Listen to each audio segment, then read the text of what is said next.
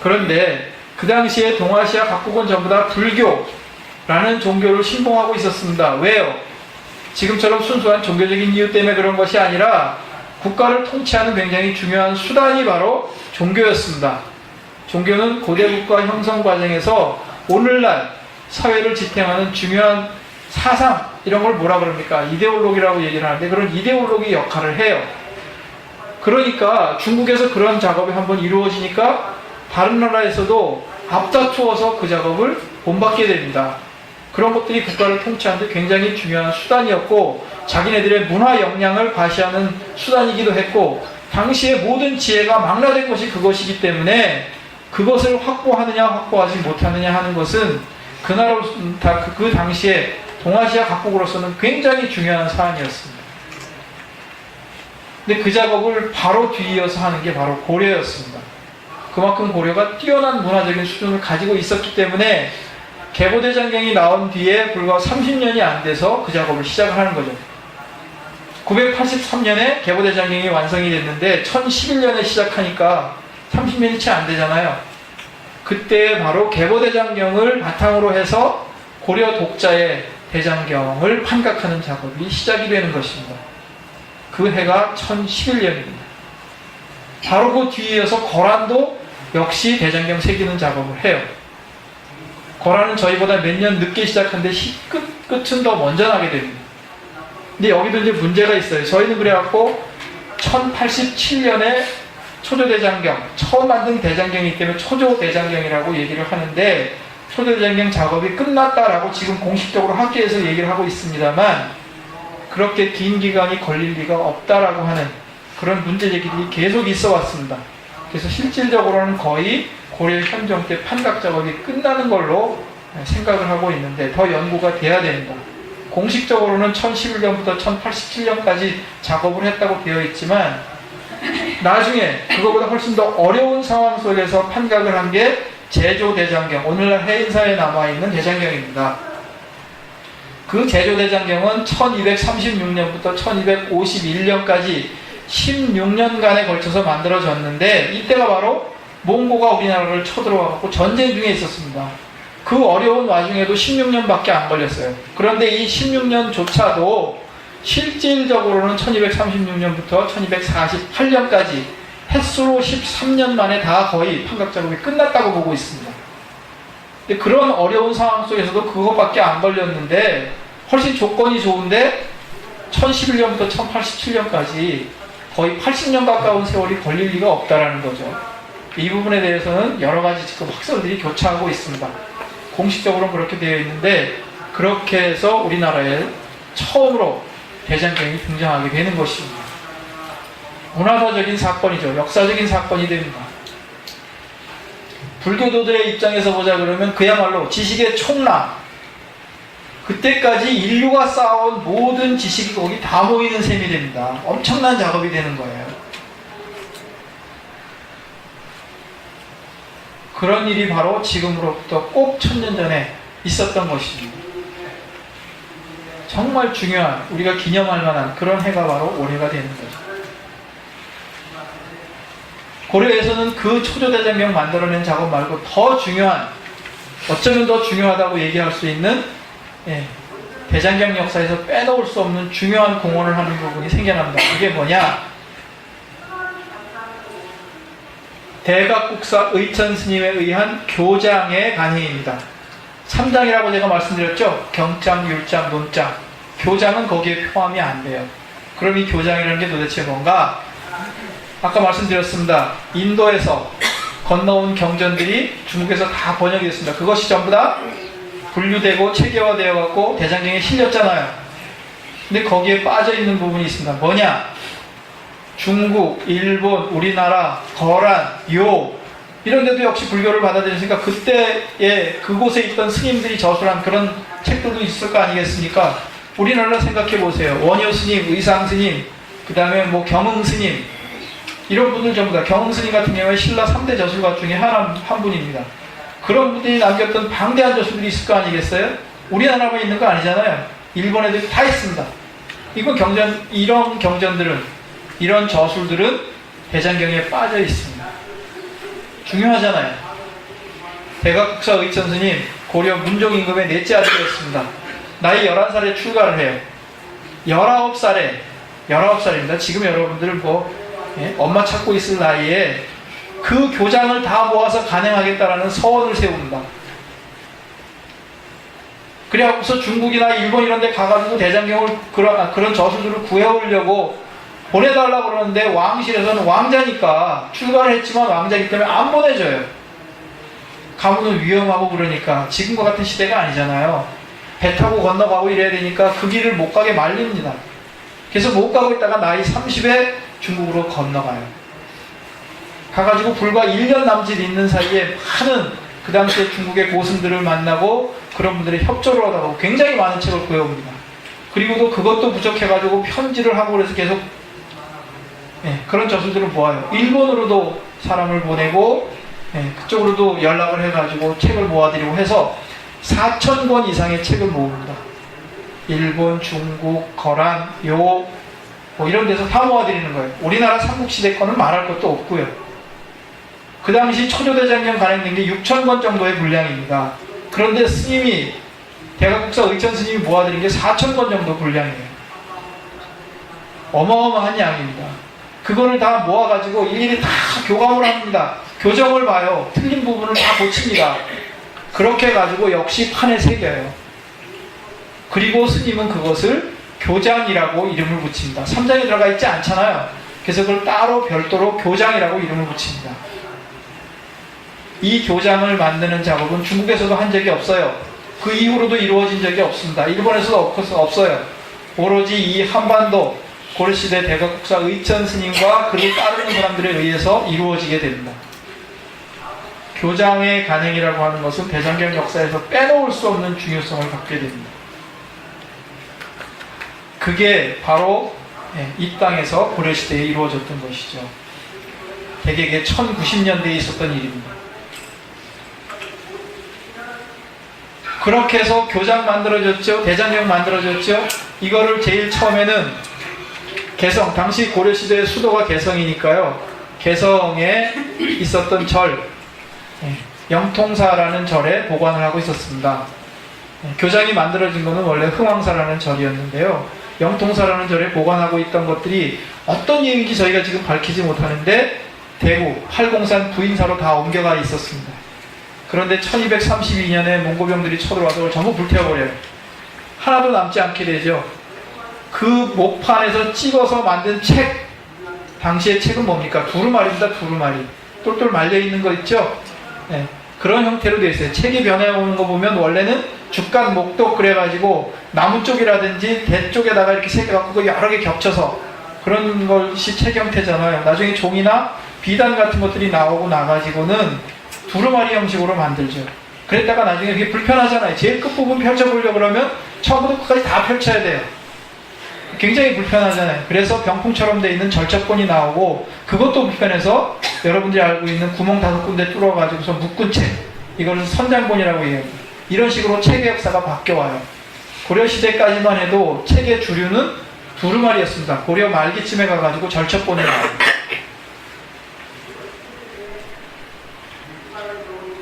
그런 식으로 이제 책들이 만들어져 전해왔는데 그런 책들이 이제 팔공산 부인사에 있던 책들이 싹 다 없어졌으니까 두루마리라든지 이런 식으로 책들은 나와 있는데 목판은 하나도 없잖아요. 책을 만들 수 있는 원본이 없어져 버렸으니까 고려에서는 이거는 그냥 있을 수가 없다. 그야말로 법보가 없어져 버렸으니까 불교를 숭상하는 고려에서는 하루라도 법보가 없는 상태에서는 나라가 유지가 될 수 없다 라는 생각에서 국가에서 주도해가지고 바로 다시 목판을 새기는 작업을 하게 됩니다. 그게 조금 아까 말씀드린 제조대장경, 오늘날 팔만대장경이라고 얘기하는 해인사 장경 판전에 봉안되어 있는 게 그렇게 해서 만들어진 겁니다. 제조, 두 번째 만들었다고 해서 제조라고 얘기를 하는 거죠. 그러니까 초조대장경이나 제조대장경은 전부 고려시대에 만들어졌기 때문에 다 같이 고려대장경이라고 얘기를 할 수 있는데 초조대장경은 현재 하나도 남아있지가 않고 제조대장경만 남아있는 그런 상태인 거죠. 그렇게 해서 제조대장경이 만들어지고 조선시대가 되면 어떻게 되니까 상황이 완전히 달라지잖아요. 그죠? 이전까지는 불교가 이 땅에 정착한 이래로 한 번도 주도적인 사상의 위치를 놓친 적이 없었는데 조선시대는 완전히 상황이 역전이 되어 갖고서 이제 탄압받는 위치가 되잖아요. 굉장히 곤란한 상황이 된 거죠. 그럼에도 불구하고 조선 초기까지는 국가에서 여전히 경전을 간행해 내게 됩니다. 어째서 그럴까? 왕실과 관련이 있기 때문에 그런 것들이 가능해지는 건데요. 제일 먼저 우리가 볼 수 있는 게 뭡니까? 세종의 아내였던 소헌 왕후 심씨.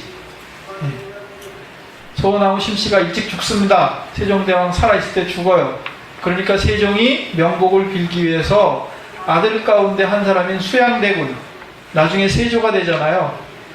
수양대군은 과거에도 합격할 정도로 뛰어난 문장 실력과 이런 것들을 가지고 있는 사람이었습니다. 여러분들 역사 속에서 그냥 그 사람이 뭐 칼만 휘두른 그런 사람으로 생각하는데 그렇진 않습니다. 그래서 수양대군에게 명해서 소헌왕후 심씨의 명복을 빌기 위해서 책을 저술하게 합니다. 그게 뭐냐? 석보상절입니다. 석보 그랬습니다. 석가모니 부처님의 계보라고 할 수가 있겠죠. 그러니까 석가모니 부처님의 일대기를 정리한 겁니다. 상은 상세히 하다, 절은 절록하다. 그래서 자세히 할 부분은 자세히 하고 줄일 부분은 줄여서 만들어낸 책이 바로 석보상절이라는 책입니다. 이 책을 저술을 하죠.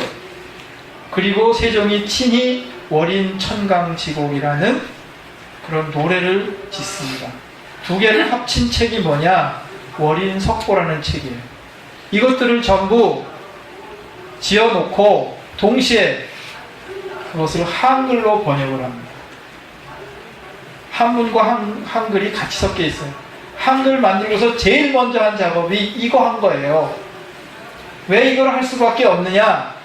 꼭 불교가 좋아서라기보다는 그렇게 할 수밖에 없는 상황이 됐습니다. 한글 창제할 때 여러분들 그 당시 세종의 신하들이 집현전에 있는 학사들까지도 찬성한 거 아니에요. 한글 창제하는 거. 다 반대하고 그랬습니다. 여러분들 역사에서 배운 최완리 같은 사람이 대표적인 반대 학자로 얘기되잖아요. 반대했어요. 한글을 창제해놓고 테스트해 볼 게 없습니다. 육아의 경전들 그런 거 하려니까 신하들 막 반대하고 나서요. 어떡합니까? 왕실에서 필요로 하는 거죠. 그렇게 이제 명복을 빌기 위해서 만들어낸 책들 이런 것도 있으니까 그런 걸 갖고 한글 테스트하는 겁니다. 그렇게 해서 석보상절, 월인석보, 월인천강지곡 이런 것들이 나오게 되는 거예요. 그런 경험이 있었기 때문에 세조는 등극하는 과정에서 수많은 사람들을 죽이고 그러잖아요. 나중에 후회를 하게 되죠. 그래서 불교에 귀해합니다. 그리고 국가에 간경도감이라는 관청을 설치를 해요. 간경입니다. 경전 간행에 내는 도감은 임시관청이에요. 간경도감을 설치해서 11년 동안 그게 유지가 되는데 거기에서 수많은 경전들을 만들어냅니다. 조선시대임에도 불구하고.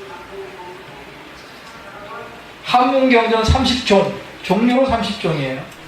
한글 경전 9종이 공식적으로 간경도감의 이름을 달고 나오는데 지금도 우리가 조선시대에 만들어 놓은 책들을 보면 간경도감에서 발행한 책들이 가장 책들이 좋습니다. 종이도 좋고 활자도 좋고 아주 늠름하죠. 책들이. 그런 책들이 그렇게 간경도감을 통해서 만들어져요. 간경도감에서 책이 만들어진 것, 불교 경전들이 나온 것, 이것이 국가에서 공식적으로 불교의 경전들을 간행하는 마지막 기록입니다. 그 이후에는 이제 더 이상 국가에서는 그런 일들을 하지 않아요. 뒤에 이어지는 건 뭐겠습니까? 각 전국에 흩어져 있는 사찰에서 사찰별로 필요한 책들을 계속 만들어내는 것들이 이어지면서 조선시대가 마감이 되죠. 그런데 조선시대에 아주 중요한 문제가 또 하나가 생겨납니다. 뭐냐? 불교가 그렇게 탄압받는 위치가 되다 보니까 고려시대부터 우리가 물려받았던 그런 하는 대장경들이 있을 거 아니겠어요? 초조대장경 같은 것도 남아있었고 찍은 건 남아있었죠. 찍은 책들은. 그 다음에 거란에서 들어온 책, 중국에서 들어온 계보대장경 뭐 이런 다양한 대장경들과 많은 전적들이 남아있었는데 조선시대가 되니까 국가에서는 이게 필요가 없습니다. 불교도들한테는 매우 소중하지만 유교를 국가 이념으로 하는 조선시대에는 그렇게 큰 필요성을 못 느껴요. 그러고 있는데 조선과 일본 사이에 국교가 시작이 되면서 사신들이 왔다 갔다 합니다. 우리나라에서 일본에 파견하는 사신들은 통신사라고 얘기를 하는데, 통신사가 가게 되면 반드시 일본에서도 사신단이 오겠죠. 사신단이 올 때 일본의 사신단에는 반드시 스님이 끼어 있습니다. 그분들이 와서 주로 하는 일이 뭐냐?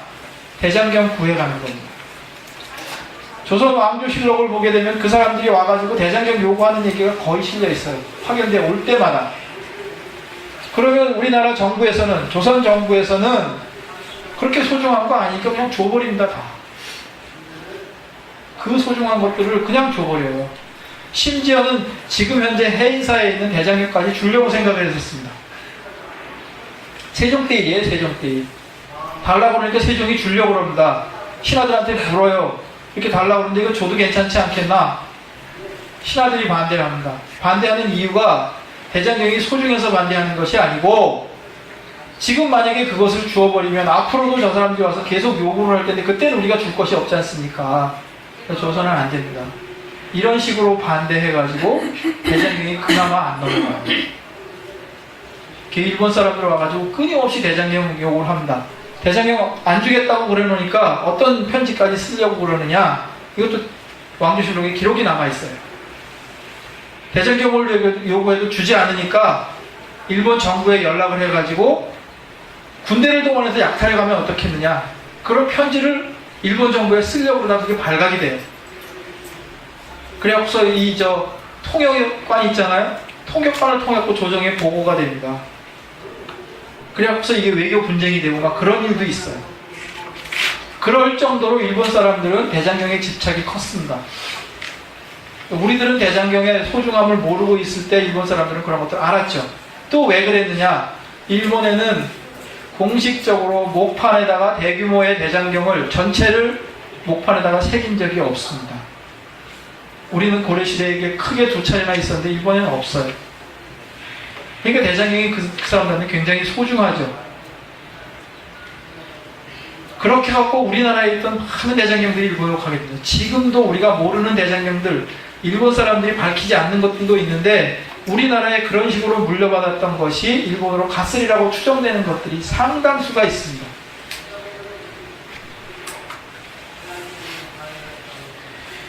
일본 사람들 가져가서 뭐 했을까요? 연구했습니다. 대장경들 연구했어요. 연구해갖고 자기네들 나름대로 활자본으로 책들을 만들어내기 시작을 하거든요. 이렇게 몇 개 책들을 찍어서 이렇게 읽다 보니까 문맥이 안 통해. 글 뜻이 잘 안 통해요. 어딘가 틀린 부분이 있는 것 같아. 이상하다, 왜 이럴까? 그래갖고서 같은 책, 대장경마다 이게 포함되어 있을 거 아니겠습니까? 그러니까 뭐 중국 대장경도 갖다 보고, 우리나라의 뭐 대장경도 갖다 보고, 같은 본이 있으니까 대조를 쫙 해본 거예요. 해보다가 보니까는 제조대장경이 제일 정확해요. 제조대장경. 여러분들 뭐 전하는 말로는 글자 한자 새기고 절 세 번 했다 뭐 이런 말이 있을 정도잖아요. 제조대장경을 만들 때 어떻게 했느냐, 개태사승통 숙이라는 스님이 30여 명의 스님들을 데리고 중국 뭐 거랑 이런 데서 모아들인 대장경들을 전부 다 대조를 합니다. 그래서 틀린 부분들은 다 교정을 해요. 그래갖고 교정본을 하나 만드는 거죠. 정본을 만들어갖고 그거를 판에다가 새긴 겁니다. 글자가 몇 자가 될까? 해인사에 있는 거 지금 판수로 81,258판이라고 얘기를 하거든요. 8만 장이 넘잖아요. 앞뒷면으로 새겨져 있어요. 글자 수로 5,200만 자 정도 됩니다. 5,200만 자.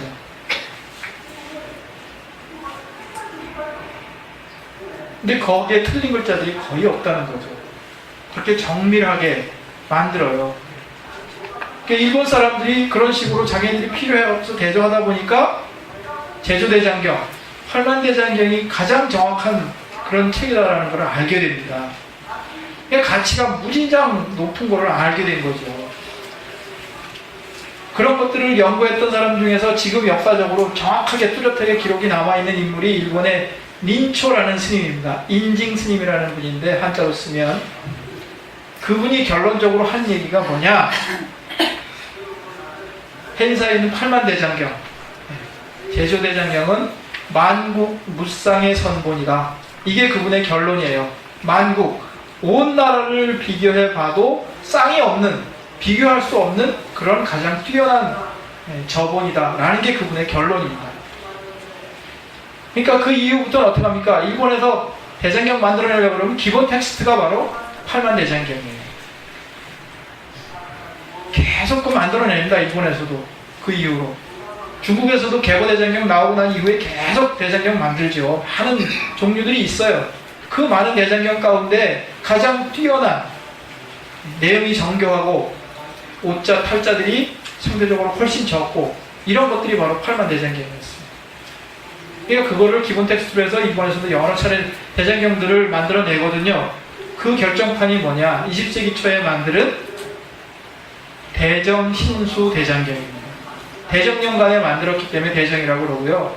신수대장경 이렇게 얘기를 하는데, 지금도 불교학을 연구하는 사람들이 인용을 할 때면 신수대장경을 인용을 해요. 우리 고려대장경을 인용 안 합니다. 고려대장경을 기본 텍스트로 해서 만들었는데 거기다가 이제 다른 하는 거 자기들이 수집한 자료까지 다 포함해가지고 20세기 초에 모든 정보를 다 모아서 이번에 대정신수대장경을 만들어내요. 당연히 그것은 활자본입니다. 활자본. 목판에다 새긴 거 아니에요. 그렇게 해서 그게 한번 나오고 나니까 그 이후에 불교학을 연구하는 사람들은 다 그걸 이용을 합니다. 대장경의 역사에서는 사실은 우리가 세계에서 두 번째로 대장경 만들어내고 그렇게 정확한 제조대장경도 만들어내고 그랬음에도 불구하고 20세기가 되면서 상황이 완전히 역전돼 버리는 거죠. 대장경의 주도권은 일본이 다 가지고 있습니다. 지금도 그렇습니다. 일본은 심지어 어디까지 하고 있느냐? 세계의 불교 전도협회를 조직을 해가지고요. 그렇게 신수대장경 만들고 난 뒤에 신수대장경을 영역하는 작업을 합니다. 신수대장경이 책으로 묶어서 100권입니다. 아주 두꺼운 책으로 100권이 되는데 이 100권 중에서 지금 현재까지 53권이 영역이 끝났어요. 근데 우리는 대장경 1000년이 됐는데 1000년을 기념하려는 생각도 안 하고 있었다니까요. 이게 우리의 의식 수준이고 문화 수준입니다. 뭡니까? 결론적으로 여러분께 말씀드리자면 과거에 그렇게 이 불교의 모든 지식의 보고, 지식의 총람, 지혜의 저장고라고 할 수 있는 대장경이 우리에게는 여태까지 이런 식으로 푸대접을 받아온 거죠. 우리가 가지고 있으면서도 1000년이 되는 해에 우리는 그것을 다시 한번 되새겨 봐야지 되고, 앞으로 1000년 뒤에는 또 어떻게 할 것인가. 지금은 사이버 시대라고 얘기를 합니다. 고려대장경 연구소 같은 데서 지금 그래서 그런 것들, 여태까지 내려오는 그런 대장경들을 전부 다 사이버상의 데이터베이스 구축하는 작업들을 끝냈습니다. 이제 그것을 어떻게 활용할 것인가, 이런 것들을 생각을 해야지 되고, 그러는 단계를 접어들고 있거든요. 지금도 늦지 않은 거죠. 그래서 앞으로의 세계는 지금처럼 이와 같은 기록물의 세계가 아니잖아요. 그죠? 사이버상에서 모든 정보들이 왔다 갔다 하는 그런 세상입니다. 지금 동시에 여러분들 뭐 스마트폰 하나만 켜게 되면은 세계가 동시에 같이 움직이잖아요.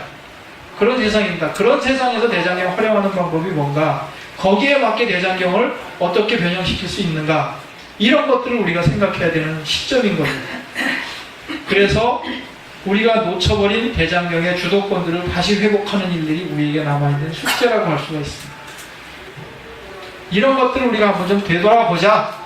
우리가 지금 어떤 자리에 서 있는지, 앞으로는 우리가 무엇을 어떻게 해야 되는지, 이런 것들을 한번 생각해 보자라고 해서 전시로 조직한 게 바로 천년의 지혜, 천년의 그릇이라는 전시입니다. 굉장히 중요하겠죠? 여러분들 중요성은 좀 인식이 됩니까? 네. 그렇습니다. 그래서 비록 좀 부족하고 그렇지만 우리가 이 전시를 주목해야 되는 것이고, 여러분들이 이렇게 어려운 상황 속에서 여기저기서 모여오셔서 썩 좋지 않은 조건 속에서 이렇게 다 일괄해서 간략한 설명을 듣고 전시를 흩어져서 봐야 되는 불편함이 있지만, 그런 것을 여러분들이 다 넘어서서 이 전시를 좀 주목을 하고 유념을 할 그런 필요가 있을 것 같습니다.